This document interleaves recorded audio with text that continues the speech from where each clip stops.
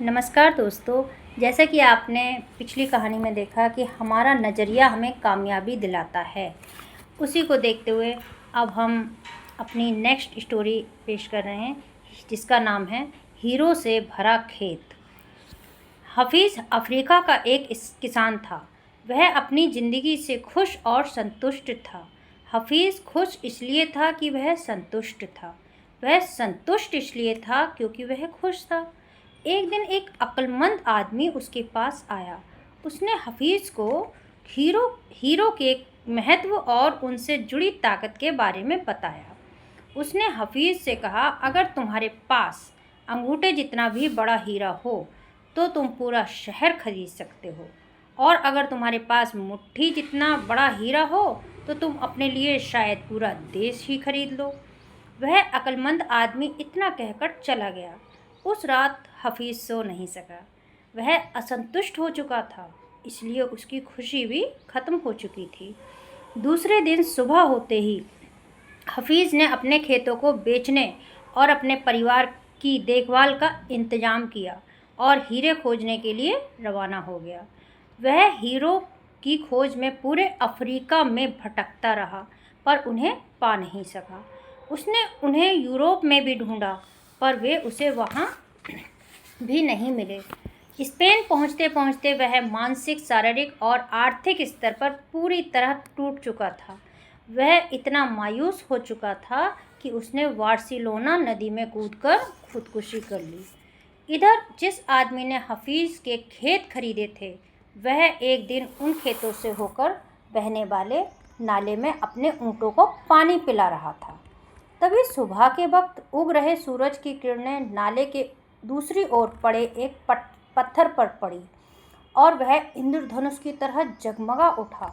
ये सोचकर कि वह पत्थर उसकी बैठक में अच्छा दिखेगा, उसने उसे उठाकर अपनी बैठक में सजा दिया।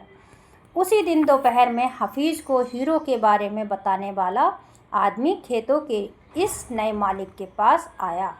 उसने उस जगमगाते हुए पत्थर को देखकर पूछा, क्या हफीज़ लौट आया? नए मालिक ने जवाब दिया, नहीं। लेकिन आपने ये सवाल क्यों पूछा? अक्लमंद आदमी ने जवाब दिया, क्योंकि यह हीरा है, मैं उन्हें देखते ही पहचान जाता हूँ। नए मालिक ने कहा, नहीं, यह तो महज एक पत्थर है। मैंने इसे नाले के पास से उठाया है। आइए मैं आपको दिखाता हूँ। वहाँ पर ऐसे बहुत सारे पत्थर पड़े हुए हैं। उन्होंने वहाँ से नमूने के तौर पर बहुत सारे पत्थर उठाए और उन्हें जांचने परखने के लिए भेज दिया। वे पत्थर हीरे ही साबित हुए। उन्होंने पाया कि उस खेत में दूर दूर तक हीरे दबे हुए थे। अब हम आपको बताते हैं कि इस कहानी से हमें क्या सीख मिलती है।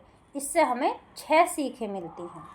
नंबर 1, जब हमारा नज़रिया सही होता है तो हमें महसूस होता है कि हम हीरो से भरी हुई ज़मीन पर चल रहे हैं। मौके हमेशा हमारे पांव तले दबे हुए हैं। हमें उनकी तलाश में कहीं जाने की ज़रूरत नहीं है, हमें केवल उनको पहचान लेना है।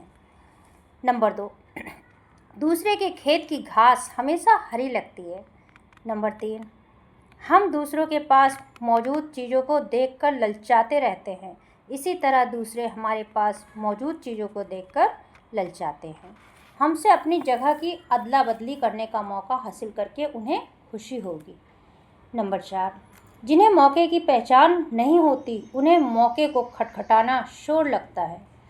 नंबर 5, मौका जब आता है तो लोग उसकी अहमियत नहीं पहचानते, जब मौका जाने लगता है तो उसके पीछे भागते हैं। नंबर 6, कोई मौका दोबारा नहीं खटखटाता। दूसरा मौका पहले वाले मौके से बेहतर या बदतर हो सकता है, पर वह ठीक पहले वाले मौके जैसा नहीं हो सकता। इसलिए सही वक्त पर सही फैसला लेना बेहद ज़रूरी होता है।